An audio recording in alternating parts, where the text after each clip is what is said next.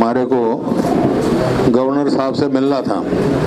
1:30 बजे का उन्होंने समय दिया था, तो रात को उनका मैसेज गया कि उनको जाना है हैदराबाद, तो आज की नहीं, तो मैं वापस आ जाऊंगा जब मिलेंगे। मकसद हमारा मिलने का दो थे। एक तो मेमोरेंडम देना था हमने, जैसा सेशन में मैंने कहा था, लैंड एक्विजिशन में जो ये लेके आए हैं दीदी 10A, और ये उन्होंने ऐड किए हैं कई सेक्शन, उसके लिए कि भाई वो असेंट के लिए राष्ट्रपति के नाम भेजें और बिल को वापस कर दें इसको, ये जो लेके आए, उसके लिए मेमोरेंडम हमने तैयार किया था। अब जब भी समय देंगे वो मेमोरेंडम की कॉपी उस समय दी जाएगी आपको, उससे पहले हम उसको नहीं दे सकते। दूसरा मिलने का मकसद ये था हमारा, जो करनाल में लाठी चार्ज हुआ किसानों पर, जो शांतिप्रिय ढंग से प्रोटेस्ट कर रहे थे और बगैर उसके जिस प्रकार से लाठी चार्ज किया गया, उसके लिए हमने मांग की थी। आज भी यही मेरी मांग है कि बहुत सारे सवाल खड़े हुए हैं उसके बाद। क्या ये जिस प्रकार से एक अधिकारी का आया और जिस प्रकार से लाठीचार्ज हुआ, जिस प्रकार से तैयारी हुई, और जो मीटिंग थी भारतीय जनता पार्टी, उससे 15 किलोमीटर दूर लाठीचार्ज हुई, तो बहुत सारे सवाल खड़े हैं। तो क्या ये प्री प्लान्ड था कि भाई इस प्रकार से करेंगे? तो इस वास्ते हमने मांग की भाई जुडिशियल इंक्वायरी की जाए, और उसमें चाहे तो सिटिंग हाई कोर्ट के जज द्वारा या रिटायर्ड हाई जज के द्वारा वो हेड हो, और उसमें सारी बात जो है उसकी इंक्वायरी होके जो भी दोषी हैं उनको कड़ी से कड़ी सजा दी जाए।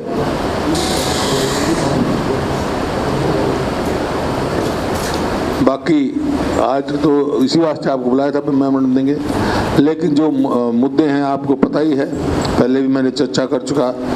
भाई अनएम्प्लॉयमेंट में आज कल इन्होंने कितने दिन मनाए अपने, 2500 दिन, और उसका 2500 दिन के जश्न मना रहे थे। भाई किस चीज़ का जश्न मना रहे हैं ये? बेरोजगारी में हरियाणा नंबर 1 हो गया इस चीज़ का। क्राइम रेट अगेंस्ट वुमन आज पूरे देश में हरियाणा 3rd है। नेशनल क्राइम उसकी रिपोर्ट की ये है, ब्यूरो की ये रिपोर्ट है, और इसमें हर रोज 3 से 4 मर्डर और रेप यहाँ हो रहे हैं। 3 से 4 मर्डर, 5 से 6 रेप, और 10 से 12 जो है किडनैपिंग। इस प्रकार से क्राइम में हरियाणा बढ़ रहा है, क्राइम में बहुत बढ़ गया। और नीति आयोग की रिपोर्ट के अनुसार हरियाणा पर लाख जो मर्डर होता है उसमें नंबर 2 पर है झारखंड के बाद पूरे देश में। तो क्राइम रेट बहुत तेजी से बढ़ रहा है, क्राइम में बढ़ गया। महंगाई काबू नहीं हो रही इनकी, और कोई राहत दी नहीं जा रही, और किसान पर मार पड़ रही है, चाहे डीजल हो चाहे पेस्टिसाइड्स हो।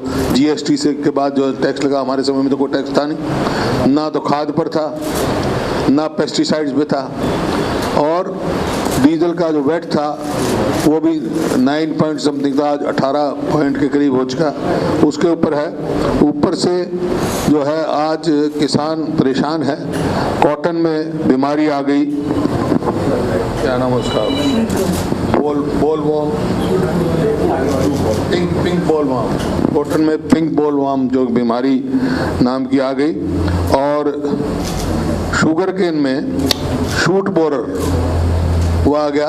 तो उससे जो है चीनी के उत्पादन में भी फर्क पड़ेगा, किसान की आमदनी में भी बहुत फर्क पड़ेगा।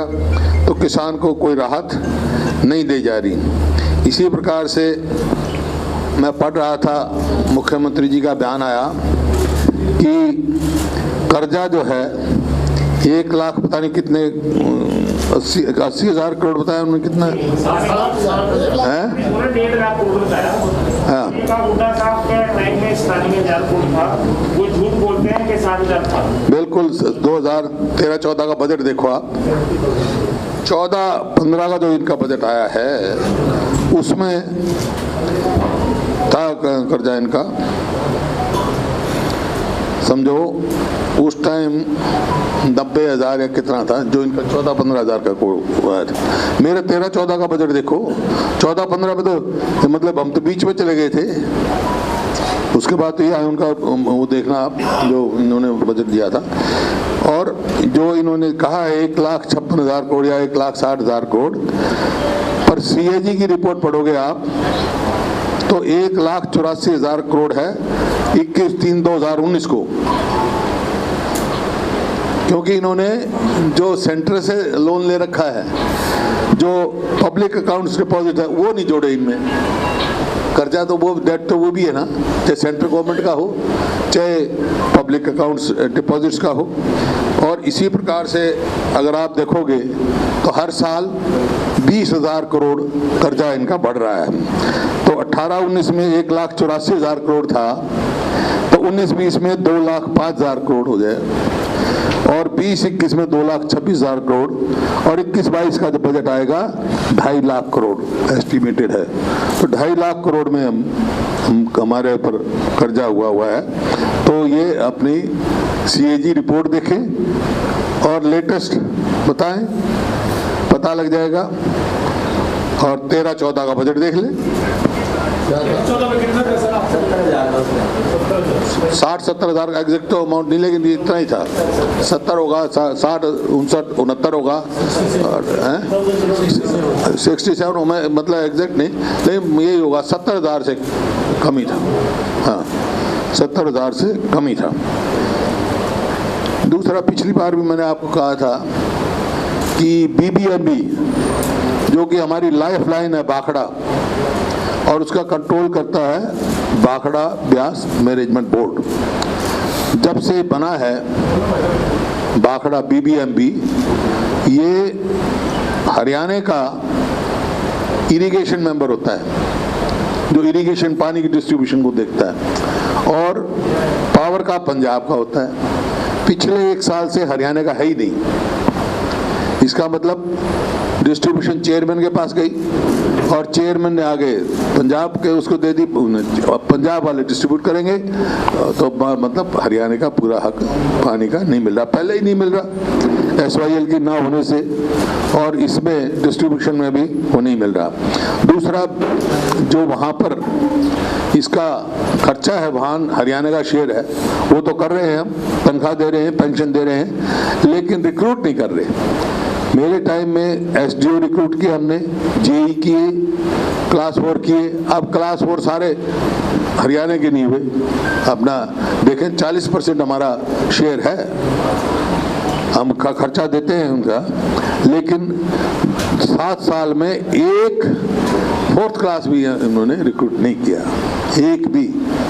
तो ये बड़ी बेरोजगारी पहले बढ़ रही है, और अपना हक भी नहीं ले पा रहे हैं, आप देख रहे हैं। बाकी तो जो आपके उसमें हुआ, आपको याद होगा, पेपर लीक पे हमने CBI की इंक्वायरी मांग करी थी, और मैंने क्यों, अनिल विज साहब ने भी की, हमने क्यों, अनिल विज साहब जिनके गृह मंत्री हैं उन्होंने भी की थी, लेकिन कोई सरकार की तरफ से वो नहीं आया, ऐसा कदम नहीं उठाया गया। अपने गृह मंत्री, चलो हमारी ना मानो, अपने गृह मंत्री तो मानो, वो तो कह चुके CBI इंक्वायरी करो पेपर लीक में, क्योंकि कुछ दाल में काला है, क्योंकि लखी और करोड़ी बना रखे इन्होंने, लाखों में नौकरियां बेची, करोड़ों में पेपर बेचे। तो उसके इनको अगर ये पाक साफ है, तो CBI इंक्वायरी से क्यों संकोच कर रही है सरकार? इसको करना चाहिए। आपको याद होगा, असेंबली में on the floor of the house मुख्यमंत्री जी ने अश्योर किया था कि जो डेथ हुई ऑक्सीजन से और कोरोना से, हम उसके लिए हाई लेवल कमेटी बनाएंगे। अब तक तो कोई बनी नहीं। ये तो बल्कि नेक्स्ट डे अनाउंस कर देनी चाहिए थी, लेकिन अब कितने दिन हो गए, वो मिली नहीं। और इसके लिए जो कॉटन और ये आपका, वो उसके लिए क्या कदम उठा रही है कैसे किसानों की मदद करेगी, कोई आया नहीं। जो थर्ड वेव की बात चल रही है कोरोना की, उसके लिए क्या तैयारी है, क्या इंफ्रास्ट्रक्चर नया बनाया है, कितने डॉक्टर रिक्रूट किए हैं, कितने आपके नर्सिंग स्टाफ किए हैं, कितने और पैरा मेडिकल स्टाफ भर्ती किया है जो फ्रंट फाइटर हैं इसमें, उसके कोई वो नहीं आया, नहीं दिया। तो इस प्रकार से बहुत सारे मुद्दे हैं, महंगाई का है, और असली मकसद तो मैंने बताया है। हाँ, कोरोना वॉरियर्स के लिए डबल तनख्वाह का था, और ये असेंबली सेशन में कह दिया हम नहीं देंगे। ये फिर कौन विश्वास करेगा इस सरकार पे? और आगे थर्ड वेव में तैयारी में मैं तो खुद देखा है, 38 घंटे तक वहाँ स्टाफ सोया नहीं है जो ड्यूटी पर थे, इतना सेकंड वेव में। अब थर्ड वेव की रोज ही पढ़ रहे हैं हम। कल तो बहुत ऐसी खबर आई हुई थी, डरावनी सी, कि कितने आदमियों की डेथ होगी, WHO या किसके रिपोर्ट है। तो थर्ड वेव का, तो उसके लिए पूरी तैयारी करनी चाहिए और लोगों को बताना चाहिए कि हमने ये तैयारी करें, हमने ये कदम उठाए हैं। कोई ऐसा कदम नहीं उठाया गया। तो यही थे, बाकी आपके सवाल हैं बहुत सारे। मुख्यमंत्री जी की भी प्रेस कॉन्फ्रेंस हुई थी, बहुत सारे सवाल आपको लिए